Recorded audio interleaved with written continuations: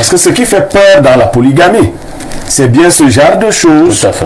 C'est-à-dire, on tue les gens, mais comment s'assurer que vous ayez plusieurs femmes qui ne tuent pas, qui ne s'entretuent pas ou qui ne tuent pas les unes les enfants des autres? On ne prend pas plusieurs femmes facilement comme ça. Il faut les surveiller. Et vous avez la responsabilité de veiller sur tous les membres de la famille. Il faut les surveiller en les éduquant, en les sélectionnant d'abord bien.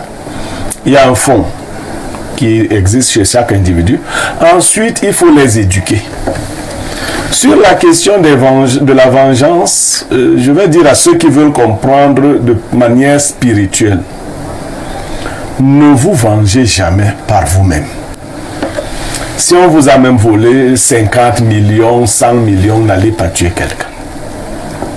Pourquoi? Et nous repassons la parole à Pierre Blériot pour la dénonciation de ce jeudi matin. Parfait. Ici, la dénonciation de ce matin est une histoire triste. Le monsieur qui est venu me rencontrer m'a raconté l'histoire de son neveu, qui est presque fou aujourd'hui, à l'âge de 39 ans. L'histoire, la voici.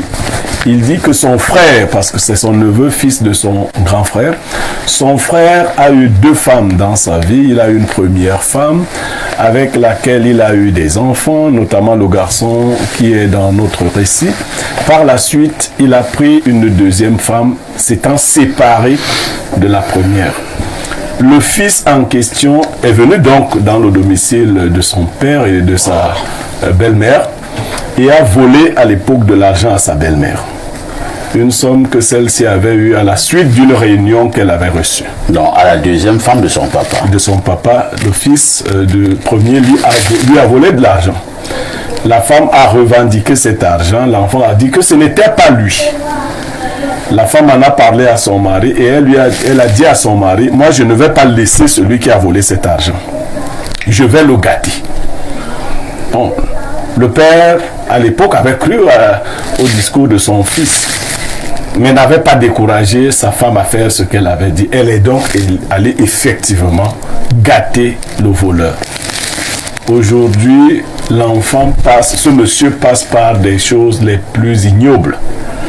Il n'a même jamais eu d'emploi, il a eu jusqu'au Master 1, mais sa vie est un véritable enfer, je vous épargne les détails.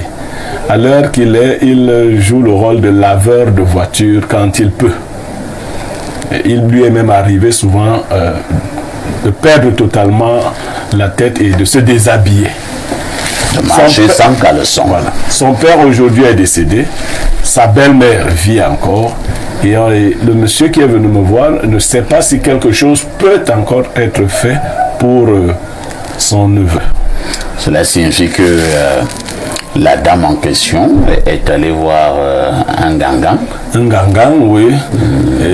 Un alangmimbu, un je ne sais pas quoi, et a demandé à ce qu'on punisse mystiquement le voleur. Cela soulève plusieurs problématiques que les panélistes que vous avez autour de vous pourront analyser bien évidemment. Marie-Noël pense que tout n'est pas perdu pour le jeune homme. On peut encore récupérer ce soldat. Pierre Blériot, c'est également votre avis? Bon, parfois ici, beaucoup ont fait des analyses spirituelles et même mystiques. Oui. Je voudrais m'arrêter sur 2 personnages dans ce récit. Le père de l'enfant. Quand vous vous engagez à être polygame, pour ceux qui m'appellent souvent m'écrivent, sachez que vous avez une lourde mission de veiller sur toutes vos familles. Et comprenons-nous bien quand je parle de veiller.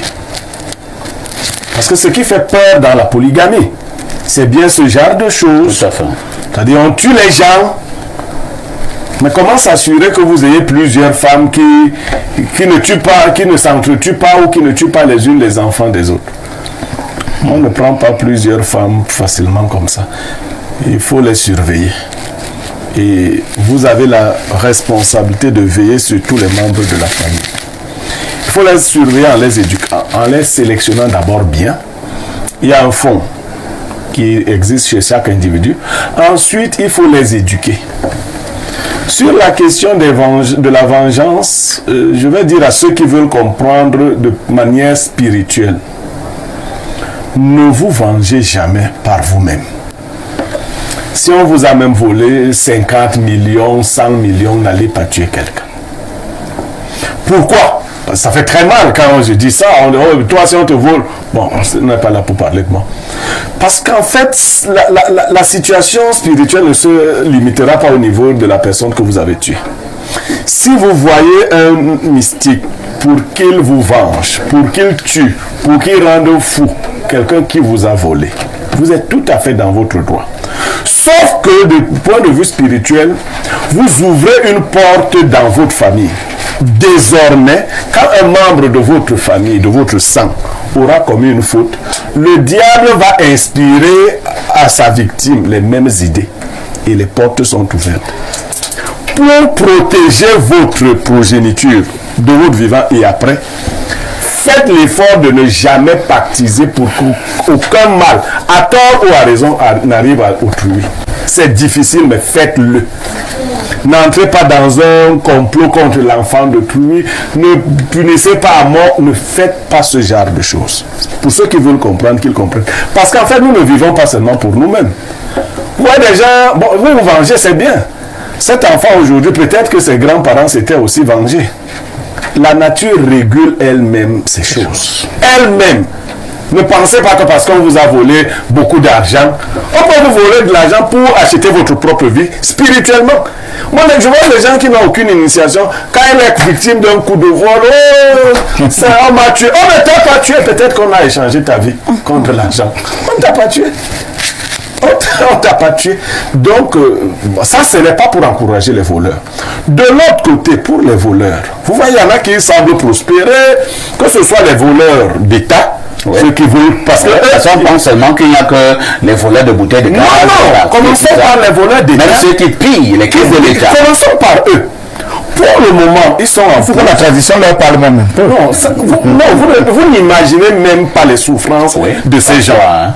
Non, je vous dis, vous n'imaginez pas. Ils jouent à être forts, à tromper les gens, à paraître bien, mais c'est des cimetières remplis d'ossements humains. Ils souffrent énormément dans leur chair et dans leur vie. Il leur arrive d'avoir des king nasty et des choses que vous ne pouvez pas imaginer. Donc, il faut faire très attention. Attends, c'est toujours pour les voleurs. Les conséquences du le quotidien des voleurs. Ce n'est pas facile. À un niveau plus bas, pour ceux qui agressent, tuent, non. Le professeur Mendrad, moi je l'appelle professeur parce qu'il a été mon mémoire. Mendrad Hibga, une fois a été victime d'un coup de vol. Moi j'étais son étudiant et il habitait le CCU. Ouais, au carrefour Émien. Je suis arrivé et les voleurs avaient saccagé toute la maison. Or, c'était un exorcisme réputé. Oui. Et vous savez ce que les voleurs avaient fait? Non. Ils avaient même fait les selles dans l'église. Seigneur. Oui. C'est une manière de l'insulter. Oui, ils ont dit que... Bon, alors, je lui ai posé la question, prof, mais qu'est-ce qu'on fait dans ces cas-ci? Il m'a dit, Blériot, quand un voleur arrive quelque part pour prendre les choses, il laisse une partie de son âme. Je dis, comment ça? Il dit, oui. Lui, il est mort. En fait, c'est son âme qu'il laisse comme ça. Regardez la fin des plus grands voleurs des quartiers que vous avez connus. Le jour où on le tue, quelquefois, c'est pour une affaire qu'il n'a pas faite. Oui.